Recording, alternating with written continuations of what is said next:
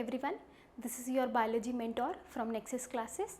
सो बेटे, जैसे हमने लास्ट वीडियो में हमने लाइफ प्रोसेस का एक टॉपिक पढ़ा था, दैट वाज न्यूट्रिशन। तो इस वीडियो में हम लोग लाइफ प्रोसेस का नेक्स्ट टॉपिक पढ़ेंगे, दैट इज़ रेस्पिरेशन। ठीक है, so without any delay let us begin with the class. So here I have written respiration. Life process का ये सेकेंड टॉपिक है। अब ये रेस्पिरेशन का मतलब क्या होता है बेटे? रेस्पिरेशन का मतलब होता है to utilize food to get energy.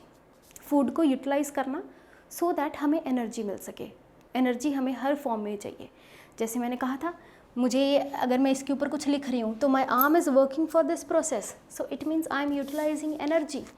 मैं बोल रही हूँ, मैं एनर्जी यूटिलाइज कर रही हूँ। आप लोग हंसते हो, खेलते हो, सब कुछ होता है।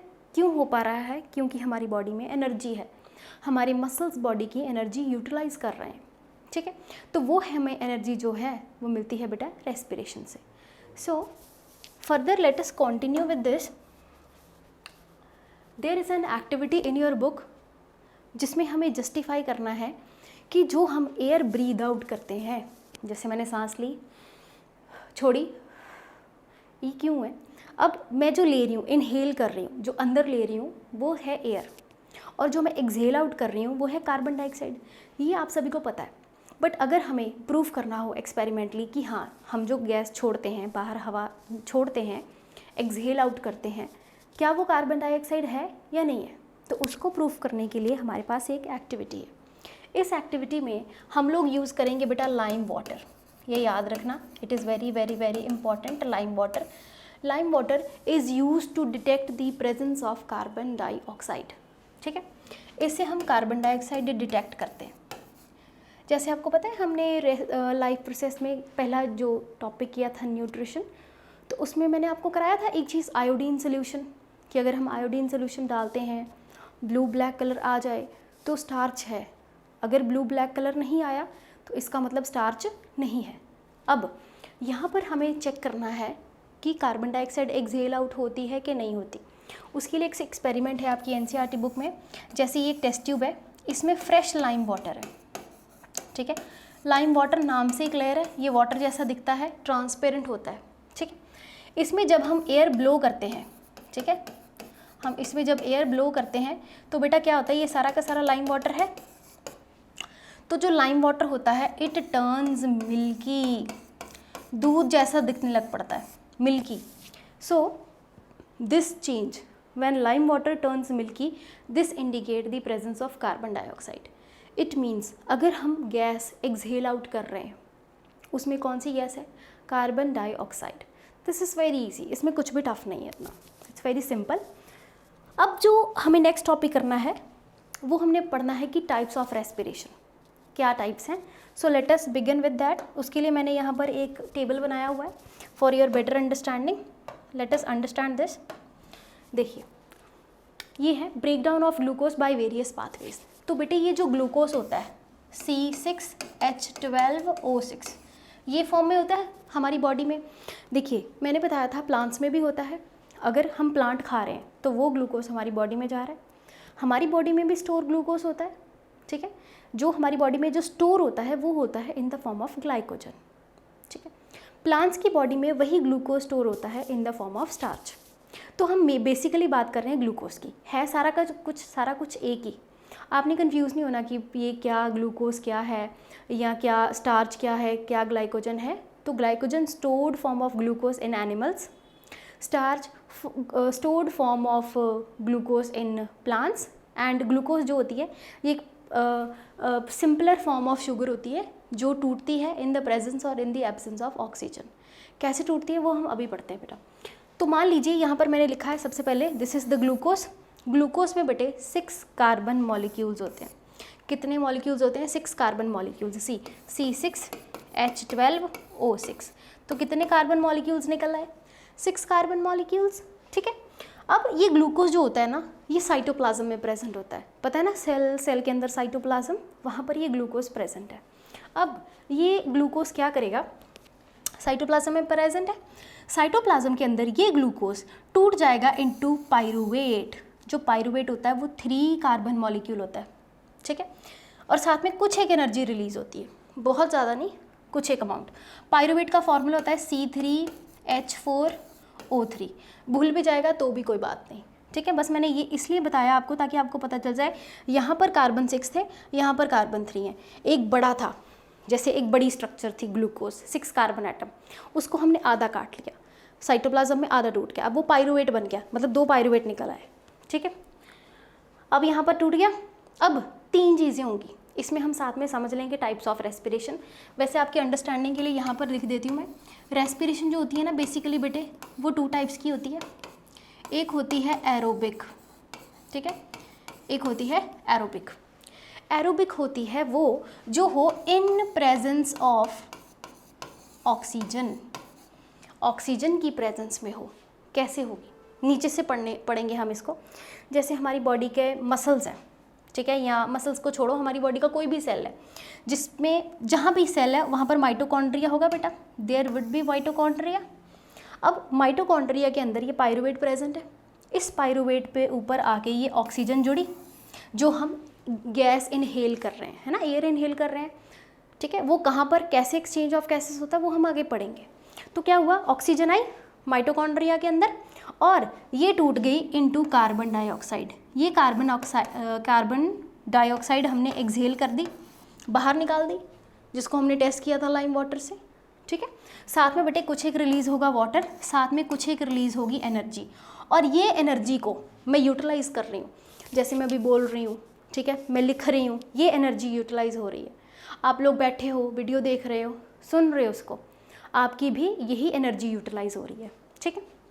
अब ये तो होगी aerobic in presence of oxygen, so मैं यहाँ पर लिख देती हूँ दिस इज एरोबिक, ओके। दूसरी जो टाइप होती है रेस्पिरेशन की बेटा वो होती है एन एरोबिक। देखो एन का मतलब होता है एब्सेंस, एन एरोबिक मतलब in absence of oxygen, oxygen की एब्सेंस में। कैसे, अब in absence of oxygen in yeast, very very very important, this is also called as बेटा फर्मेंटेशन, फर्मेंटेशन, ठीक है। अब यहाँ पर इन एब्सेंस ऑफ ऑक्सीजन, जैसे हमने बात की यहाँ पर यीस्ट की, जैसे बेटे हम वो बनाते हैं, भटूरे बनाते हैं मम्मा घर पे, या कुछ एक केक्स की रेसिपी में हम लोग यीस्ट यूज़ करते हैं, जिसको हम खमीर भी बोलते हैं, ठीक है। तो वो यही यीस्ट है, ये एनारोबिक रेस्पिरेशन करती है। उसके कारण क्या होता है, यहाँ से देखिए कार्बन डाइऑक्साइड रिलीज़ हुई, साथ में बेटे रिलीज़ होती है ethanol, ethanol is a form of alcohol, और साथ में कुछ एक एनर्जी रिलीज़ होगी जो यीस्ट यूटिलाइज़ करेगी अपनी बॉडी के लिए। अब सुनिए, कभी आपने ये सोचा वो आटा इतना फूल क्यों जाता है? इसलिए फूल जाता है because there is evolution of carbon dioxide gas, जब यीस्ट एनारोबिक रेस्पिरेशन कर रही है। तो एवोल्यूशन, जब कार्बन डाइऑक्साइड गैस बहुत ज़्यादा बनी तो कार्बन डाइऑक्साइड गैस बाहर निकलने की कोशिश करती है, उसके कारण वो वैक्यूम सा क्रिएट कराती है कि जो आटा होता है वो बहुत ज़्यादा फूल जाता है, ठीक है। डिटेल आप तब पढ़ोगे if you join +1 as a medical और नॉन मेडिकल स्टूडेंट। सो अब यहाँ पर हमने पढ़ लिया एनारोबिक और यहाँ पर हमने पढ़ लिया एरोबिक, 2 टाइप्स ऑफ रेस्पिरेशन। अब एक थर्ड चीज़ होती है, हम ना तो उसको एरोबिक कैटेगराइज करते हैं, ना ही हम उसको एनारोबिक कैटेगराइज करते हैं। वो होती है बेटा इन लैक ऑफ ऑक्सीजन, जब ऑक्सीजन की कमी हो, जैसे कि हम खेलते हैं जब हम खेलते हैं हम बहुत तेज़ भागते हैं, या हम बहुत तेज़ अपनी बॉडी को यूटिलाइज़ कर रहे हैं। जब हम उसको यूटिलाइज़ कर रहे हैं तो क्या होता है, हमारी बॉडी में हमारी सांस ज़्यादा तेज़ चलती है, हार्ट बीट फास्ट करती है, ताकि और ज़्यादा ब्रीद इन की जाए एयर, ट्रांसपोर्टेशन हो ज़्यादा से ज़्यादा ऑक्सीजन मसल तक पहुँचे, क्योंकि मसल को रेस्पिरेशन करनी है। तो क्या होता है, इतनी विग्रस एक्सरसाइज के ड्यूरिंग हमारी बॉडी उतनी ऑक्सीजन नहीं ले पाती जितनी उसको लेने की ज़रूरत है। तो कुछ एक सेल्स तक तो ऑक्सीजन पहुंच रही है बट कुछ एक तक नहीं पहुंच रही, तो वहाँ क्या हो गया, वहाँ पर हो गई लैक ऑफ ऑक्सीजन। कहाँ पर हुई, इन मसल सेल्स, क्योंकि जब मैं भाग रही हूँ या मैं कोई एक्सरसाइज कर रही हूँ तो मैं यहाँ पे मसल्स ही तो यूटिलाइज कर रही हूँ बेटा, है ना। तो यहाँ पर मसल्स में आ गया। अब जब मसल्स में बात करेंगे तो यहाँ पर बनेगा बेटा lactic acid, very very very important. क्या बनेगा, लैक्टिक एसिड। इसके कारण हमें क्रैम्प्स पड़ते हैं, ठीक है, due to accumulation of lactic acid, और साथ में एनर्जी तो रिलीज होगी, ठीक है। अब ये क्वेश्चन है आपकी एनसीईआरटी में कि जब हम विग्रस एक्सरसाइज करते हैं तो क्या होता है, due to lack of oxygen there is partial breakdown of this glucose which leads to accumulation of lactic acid into our muscles which leads to cramps पड़ जाते हैं, ठीक है। I hope this is very much clear to all of you and this is very very very important बेटा, this is very important to understand, okay. I hope this is clear. So moving on to the next video, next slide, let us see this, how energy is released. अब energy है कहाँ, ये समझने की ज़रूरत है। हमारी बॉडी में जो एनर्जी होती है बेटे वो होती है in the form of ATP। ATP ऐसे लिख देती हूँ यहाँ पर नीचे, ATP एडिनोसिन ट्राइफॉस्फेट, ये है। ठीक है, वैसे आपकी अंडरस्टैंडिंग के लिए बता देती हूँ, एडिनोसिन एक न्यूक्लियोटाइड होता है जिसके साथ 3 फॉस्फेट जुड़ जाते हैं, ठीक है। जैसे मान लीजिए एडिनोसिन हो गया ये, और इसके साथ 3 फॉस्फेट जुड़ गए, ये देखिए ट्राइफॉस्फेट मतलब 3 फॉस्फेट। यहाँ पर ये जो बॉन्ड है, देखिए ये वाला जो बॉन्ड है, इसमें इस बॉन्ड्स के अंदर प्रेजेंट होती है एनर्जी। कितनी एनर्जी होती है? 30.5 किलो जूल्स पर मोल एनर्जी होती है। अब होता क्या है एक्चुअली में, समझो, ये समझ लीजिए कि एक साइक्लिक फॉर्म में प्रेजेंट है, साइक्लिक स्ट्रक्चर। पहले होगा ADP, ADP मतलब एडिनोसिन डाइफॉस्फेट, एडिनोसिन के साथ 2 फॉस्फेट जुड़े हैं, इसके साथ एक और इनऑर्गेनिक फॉस्फेट आके जुड़ा, ठीक है। अगर इनऑर्गेनिक फॉस्फेट यहाँ पर आके जुड़ेगा, साथ में बेटा बहुत ज़्यादा एनर्जी भी अपने बॉन्ड में संभालेगा वो, ठीक है। फिर ये बन जाएगा एडिनोसिन ट्राइफॉस्फेट, ATP, ये देखिए ATP एडिनोसिन ट्राइफॉस्फेट, और इस बॉन्ड में एनर्जी है। जब एनर्जी चाहिए होगी तो ये यहाँ से टूटेगा, फॉस्फेट डिटैच होगा, जब फॉस्फेट डिटैच हुआ तो हमारी बॉडी को एनर्जी मिली, है कि नहीं। उसी एनर्जी को हम बॉडी के वेरियस फंक्शंस में यूटिलाइज करते हैं। जैसे मैं अभी बोल रही हूँ, मेरा दिमाग काम कर रहा है, नर्व इम्पल्स हो रहा है, नर्व कंडक्शन हो रहा है, सब कुछ के लिए यही एनर्जी यूटिलाइज होती है। So we can call that ATP is the energy currency of our body, हमारी बॉडी की एनर्जी है, ठीक है। ये याद रखिएगा, इम्पॉर्टेंट है। Now moving on to the next. अब एक है बात करने वाली आपसे, एक तो होगी रेस्पिरेशन, रेस्पिरेशन के लिए ऑर्गन्स होते हैं, ठीक। दूसरी चीज़ होती है बेटे यहाँ पर एक्सचेंज ऑफ गैसेस, कि कौन सी साइट होगी जहाँ पर गैसेस एक्सचेंज होगी, कि ऑक्सीजन अंदर जाएगी, कार्बन डाइऑक्साइड बाहर जाएगी। ये वेरी करता है हर ऑर्गेनिज्म में, चाहे वो सिंगल सेल ऑर्गेनिज्म है, चाहे वो मल्टी सेलुलर ऑर्गेनिज्म है, दोनों को ही बेटा रेस्पिरेशन करनी बहुत ज़रूरी है। Even it is important for plants also.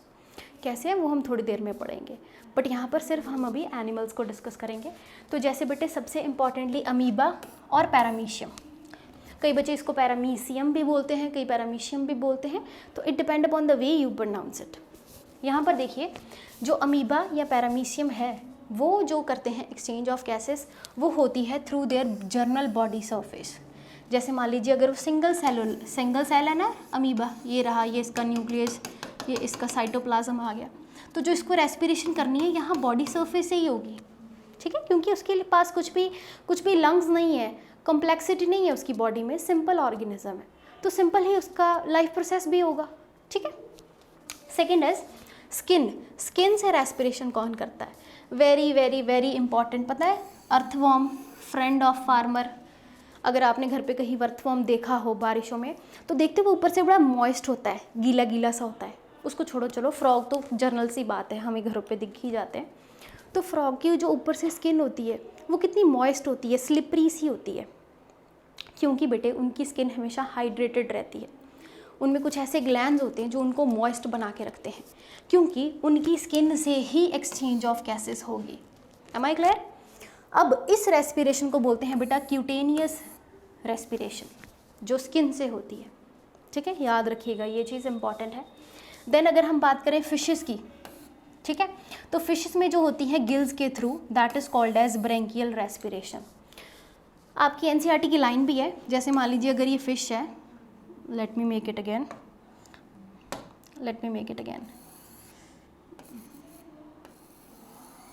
ये ऐसे, जैसे मान लीजिए suppose this is a fish, though it doesn't look like, but you can imagine this, यहाँ पर इसके स्केल्स होंगे ऐसे, यहाँ पर ऐसे गिल स्लिट्स प्रेजेंट होते हैं बेटा। तो जो फ़िश है, जैसे अगर आपने कभी एक्वेरियम में फ़िश देखी हो तो फ़िश बहुत बार अपना मुंह खोलती है, ठीक है, काफ़ी बार वो खोलती है। क्यों खोलती है? बिकॉज बेटे इसको पानी अंदर लेके जाना है, क्योंकि ये पानी में रहती है, इट लिव्स इन वाटर। सो पानी में जो ऑक्सीजन होती है वो पानी के अंदर ही डिज़ोल्व होती है, डिज़ोल्व ऑक्सीजन प्रेजेंट होती है। तो क्या होता है, ये पानी को अंदर लेती है, फिर वहाँ से ये ऑक्सीजन एब्जॉर्ब करती है, और जो एक्स्ट्रा बचा हुआ पानी वो गिल्स के थ्रू बाहर चला जाता है, आउट ऑफ द बॉडी, और ऑक्सीजन को वो यूटिलाइज़ करती है अपनी बॉडी के फंक्शंस के लिए, रेस्पिरेशन के लिए। ठीक है, I hope this is clear. ठीक है, अगर आपने कभी एक्वेरियम में फिशेस देखी हो तो वो देखा है कितनी बार वो मुंह खोलती हैं, बंद करती हैं, और साथ में बबल से निकलते हैं।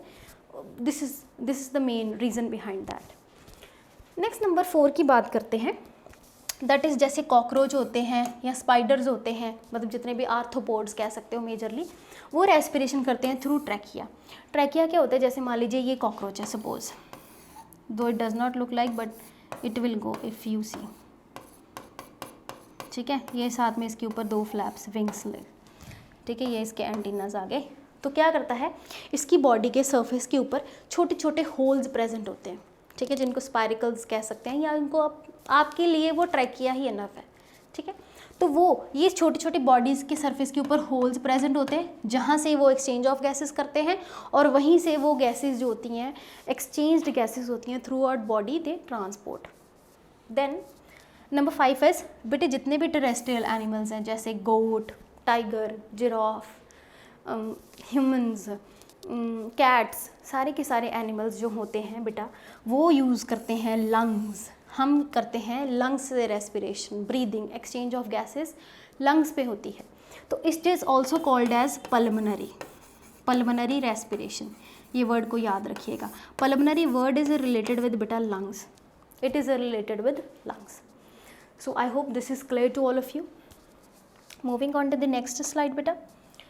अब हमने शुरू करना है that is human respiration, that is the main topic of your book.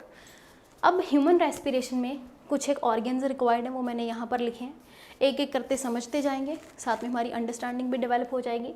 सबसे पहला है बेटा नंबर 1 पे नोस्ट्रल्स। नोस्ट्रल्स जो आगे 2 नोस्ट्रल्स हमें दिख रहे हैं, आगे जो 2 होल होते हैं नोज़ में, वो पीछे उसके फॉर्म हो जाता है बेटा नेज़ल चैम्बर। ऊपर देखो, हमारा मुंह जो है, मतलब हमारी बकल कैविटी और नेज़ल कैविटी, नेज़ल चैम्बर, ये आपस में कनेक्टेड हैं, बट उनके बीच में एक डिफरेंस है, उसमें बीच में ये पैलेट का डिफरेंस है। अगर आप अपनी टंग को ऊपर टच करोगे, है ना, तो वहाँ पे आपको पैलेट दिख रहा है, हार्ड सा स्ट्रक्चर, वो आपके नेज़ल चैम्बर को और बकल कैविटी को सेपरेट कर रहा है। ठीक है, तो यहाँ पर फिर आ गया नेज़ल चैम्बर नंबर 2 पे। नंबर 3 पे आ जाती है बेटा फेरिंग्स। फेरिंग्स यहाँ पर पीछे, अगर मैं साथ में आपको डायग्राम भी दिखा दूँ, ये देखिए डायग्राम। ठीक है, पहले ये नेज़ल चैम्बर आ गया, ये ऊपर आ गए 2 नोस्ट्रल्स, वेट, ये आगे नोस्ट्रल्स आ गए। ठीक है, अब ये ऊपर आ गया नेसल पैसेज, और ये देखिए यहाँ पर नीचे माउथ कैविटी, यहाँ पर हमारी टंग होगी, यहाँ पर ये जो कंबाइंड सी स्ट्रक्चर बन रही है वो होता है फेरिंग्स। फेरिंग्स के नीचे बेटे हमारा पार्ट आता है दैट इज़ दी लैरिंग्स। लैरिंग्स यहाँ पर जैसे मैं बात कर रही हूँ, अगर आप अपनी यहाँ पर गर्दन को टच करोगे तो you feel the vibrations, because there are present at vocal cords जो मेरे बात करने में मदद कर रहे हैं। You can feel the vibrations, आप कुछ भी बोलिए, यहाँ पर टच कीजिए साथ में, तो आपको वाइब्रेशंस फील होंगी। ठीक है, अब ये फर्दर जो होता है larynx continues to form a trachea, यहाँ से फिर आगे ट्रैकिया होता है। जो ट्रैकिया होता है ना बेटे, इसमें हम एक चीज़ पढ़ेंगे, this is rings of cartilage, this is very important. अभी बता देती हूँ आपको, जैसे मान लीजिए ये ट्रैकिया है, ठीक है, ये फिर आगे डिवाइडेड हो जाएगी 2 लंग्स में, एक लंग्स इधर आ गया ऐसे और एक इधर आ गया ऐसे। यहाँ पर ऐसे रिंग्स ऑफ कार्टिलेज प्रेजेंट होती हैं। ठीक है, these are the rings of cartilage. ये क्या करती हैं, मान लीजिए एयर अंदर गई तो ये इसको क्लैप्सिंग, ट्रैकिया को क्लैप्सिंग से प्रिवेंट करती हैं कि ये ना वो हवा अंदर जाए और हवा उस ट्रैकिया को क्लैप्स करते, तो ये उसकी स्ट्रक्चर को मेंटेन करके रखती हैं ताकि एयर प्रेशर से इसकी स्ट्रक्चर ख़राब ना हो। ठीक है बेटा, अब वापस आ जाते हैं स्लाइड पे, इसको समझ लेते हैं। तो मैंने आपको लेरिंग्स एक्सप्लेन कर दिया, ट्रैकिया एक्सप्लेन कर दिया। अब ट्रैकिया के बाद होते हैं बेटा ब्रोंकाई एंड ब्रोंक्यूल्स। ठीक है, let us move to next now. See यहाँ पर ये जो स्ट्रक्चर दिख रही है आपको, these two are the bronchi, जैसे ये वाले, ये वाले जो मैंने डार्क कर दिए, these are the bronchi. Clear? अब जो ब्रोंकाइज होते हैं बेटे, they are further branched, there are further so many branches like this. ठीक है, अब ये ब्रांचेस को हम लोग बोलते हैं बेटा ब्रोंकियोल्स। क्या बोलते हैं? ब्रोंकियोल्स। अब ब्रोंकियोल्स के बाद आता है alveolar sac, very very very important. ऐसे ये वाला एल्वियोलर सैक, ऐसे यू कैन सी दिस। तो बेसिकली हम यहाँ पर जैसे मैंने लिखा है, देख लीजिए आप, यहाँ पर मैंने लिखा ब्रोंक्यूल्स, तो ये सब कुछ कहाँ पर है? लंग्स में है, और लंग्स में प्रेजेंट होते हैं बेटे एल्वियोलाई, एल्वियोलाई, या उसको एल्वियोलर सैक भी कह सकते हैं। ऐसे होते हैं, जैसे मान लीजिए ये ब्रोंक्यूल्स ऐसे ऐसे, ये स्ट्रक्चर होती है ऐसे, दिस इज द एल्वियोलाई। यहाँ से एक्सचेंज ऑफ गैसेस होता है, कैसे होता है वो हम अभी पढ़ेंगे थोड़ी देर में। ठीक है, now I hope this diagram is clear. Now you can see these are the respiratory bronchioles, ये वाले दिख रहे हैं, और ऊपर ये आपको alveoli दिख रहा है, ये देखिए कितने alveoli हैं। ठीक है, these all are the alveoli। अब आपको पता है ये ऐसे ऐसे क्यों होते हैं, like this, why they are like this? अब आप खुद सोचिए क्यों होते हैं ऐसे। Definitely बेटा, to increase surface area, that is what the function, that is why they are there, to increase surface area। ठीक है, अब यहाँ पर देखिए, very very very important, exchange of gases कहाँ पर होती है? At alveoli. इसका मतलब जो एल्वियोलाई है वो फंक्शनल यूनिट है लंग्स का, वहाँ पर ही एक्सचेंज ऑफ गैसेस होगी। कैसे होगी? This is due to the difference in the pressure of both the gases. यहाँ आप बोलो कि सिंपल डिफ्यूजन कैसे हो सकती है, we will just explain you, फिर मैं आपको एक्सप्लेन करती हूँ व्हाट इज़ द सोर्स। मान लीजिए ये एल्वियोलाई है, ठीक है, अब मैंने इसको रफ़ नहीं बनाया, अगर आप चाहते हो तो मैं रफ़ ही बना देती हूँ, नॉट अ प्रॉब्लम। वेट, तो जैसे मैंने ये बनाया, ठीक है, तो ये बनाया एल्वियोलाई, साथ में बेटे यहाँ पर मेम्ब्रेन होगी, ठीक है, जिसमें ब्लड होगा।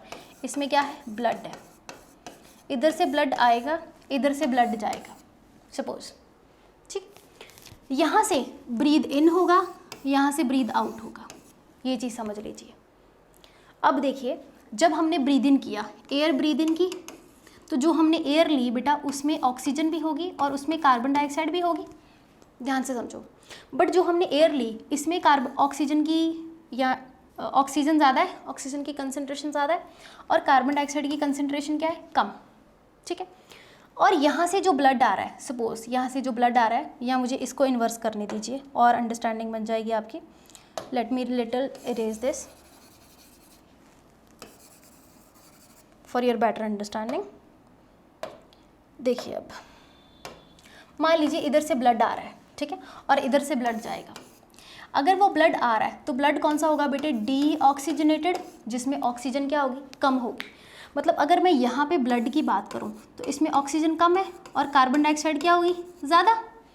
अब देखिए यहाँ पर डिफरेंस आ गया, इधर कार्बन डाइऑक्साइड क्या है? कम है, इधर ज़्यादा है, इधर ऑक्सीजन कम है, इधर ऑक्सीजन ज़्यादा है, तो यहाँ से सिंपल डिफ्यूजन होगी। तो ऑक्सीजन ज़्यादा कंसनट्रेशन से लोअर कंसनट्रेशन की तरफ जाएगी और कार्बन डाइऑक्साइड भी ज़्यादा कंसनट्रेशन से लोअर कंसनट्रेशन की तरफ जाएगी, ठीक है, सिंपल। अब जो ब्लड यहाँ पर आया, यहाँ पर जो ब्लड आ रहा है, अब मुझे बताइए खुद सोच के, यहाँ पर ऑक्सीजन उसमें मिक्स हो गई है, तो अब ब्लड क्या हो गया? अब ब्लड हो गया बेटे ऑक्सीजनेटेड ब्लड। कौन सा हो गया?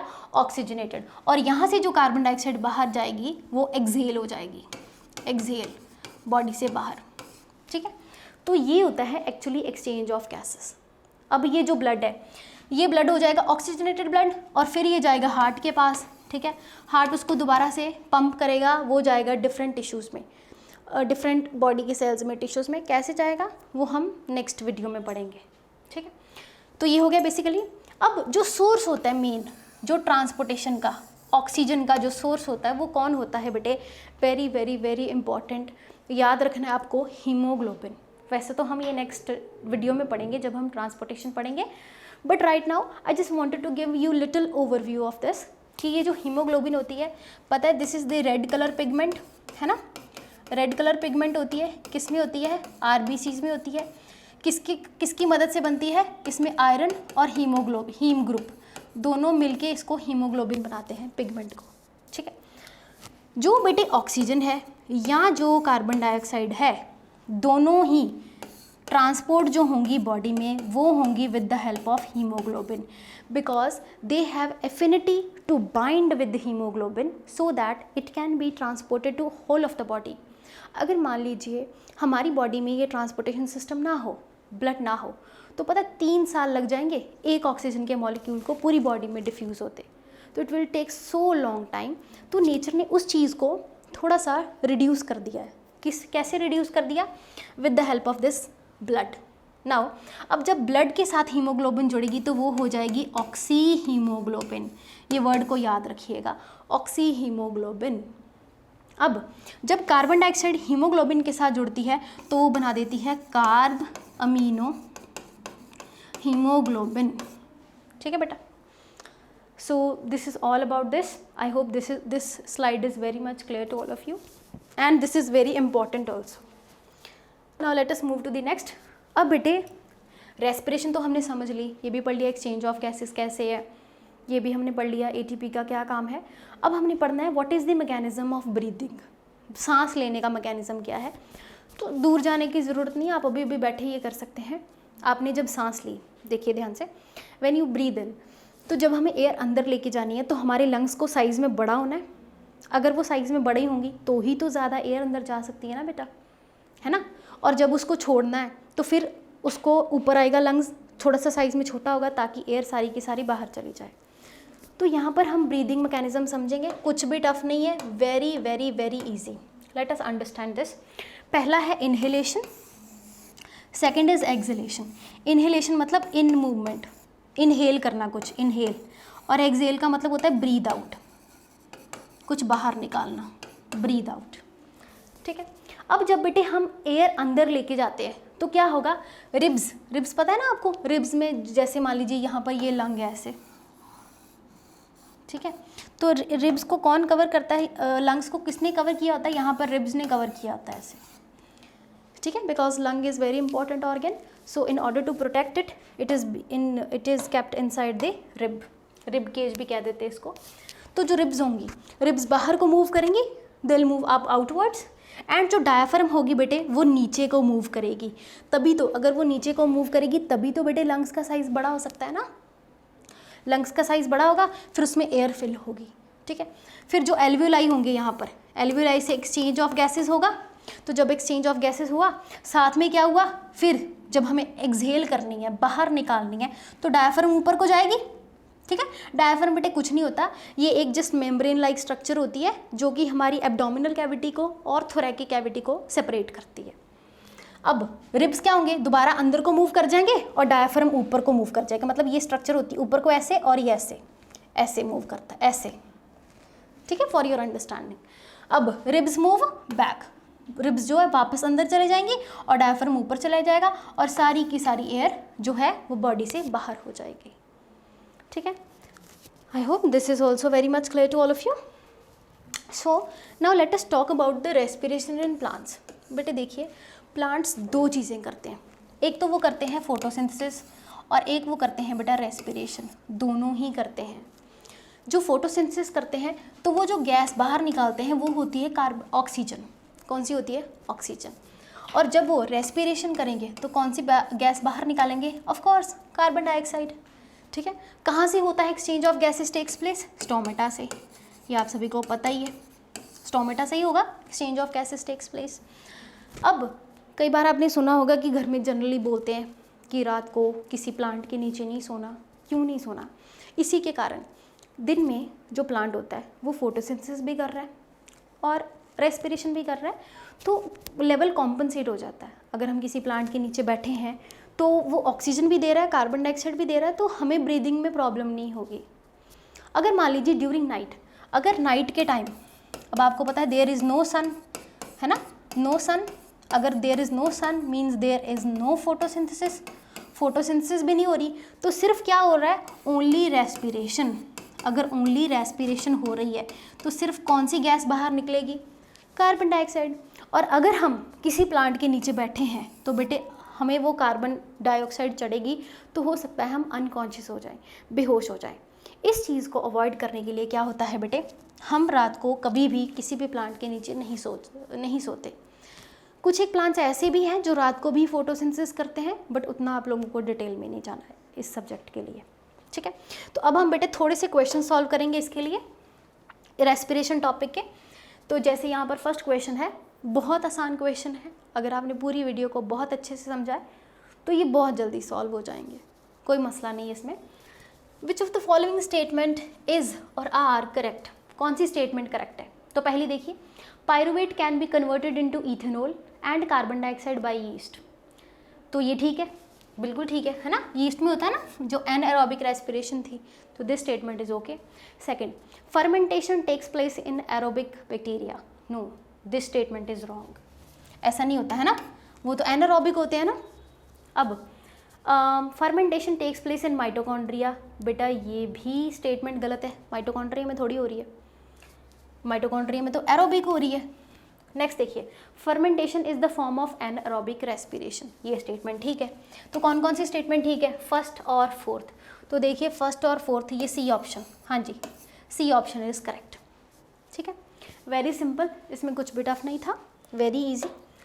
Now next question, the breakdown of pyruvate to give carbon dioxide, water and energy takes place in, आप मुझे खुद बता सकते हो, आप फट से बोलोगे मैम यस मैम ये तो mitochondria, yes the answer is correct, mitochondria में तो होती है ना। Next is anaerobic respiration, anaerobic respiration वही थी ना बेटे, कौन सी होती है? जो in absence of oxygen, oxygen की एब्सेंस में होती है। देखिए, takes place in yeast during fermentation, ये पॉइंट थोड़ा बहुत ठीक है, ठीक ही है almost. Takes place in presence of oxygen, ये गलत है। Produces only energy in the muscles of human beings, ये भी गलत है। Produces ethanol, oxygen and energy, ethanol तो ठीक है बट ऑक्सीजन गलत आ गया यहाँ पर, है ना, तो ये भी स्टेटमेंट गलत है। तो सही कौन सी है? ए, तो ए ऑप्शन इज करेक्ट, ठीक है। Next question is, lack of oxygen in muscle cells leads to cramps among cricketers, this results due to, हाँ मैंने ये आपको अभी बताया था वीडियो में थोड़ी देर पहले, this is due to conversion of pyruvate into lactic acid, जो क्रैम्प्स पड़ते हैं वो लैक्टिक एसिड के कारण पड़ते हैं, है ना, जिसमें हमने पढ़ा था लैक ऑफ ऑक्सीजन में ग्लूकोज जो होता है वो ब्रेक डाउन कर जाता है। नेक्स्ट देखिए, trachea do not collapse when there is not much air because they are, देखो having cartilaginous ring, correct option, ठीक है, that is why they do not collapse. Next, respiratory pigment in human beings is, तो आप मुझे बताओ respiratory pigment कौन सी है इनमें से? देखो कैरोटीन तो नहीं होती, क्लोरोफिल तो वहाँ होती है प्लांट्स में, माइटोकॉन्ड्रिया तो एक ऑर्गेनेल ही है, हम पिगमेंट की बात कर रहे हैं, तो करेक्ट ऑप्शन क्या है? हीमोग्लोबिन। हीमोग्लोबिन में एक आयरन होती है और साथ में हीम ग्रुप होता है ना, ये दोनों कंबाइन करके हीमोग्लोबिन बनाते हैं। So this is all about respiration. I hope आपको ये वीडियो बहुत अच्छी लगी होगी, ये आपके लिए सच में बेनिफिशियल होगी बेटा, अगर आप इसको ध्यान से देखेंगे विद कंसंट्रेशन, और प्लीज़ कोशिश कीजिएगा साथ साथ आप बुक ज़रूर पढ़ें, क्योंकि जब भी बेटा हम रीडिंग करते हैं ना तो हमारी ग्रैस्पिंग पावर हमेशा बढ़ती है।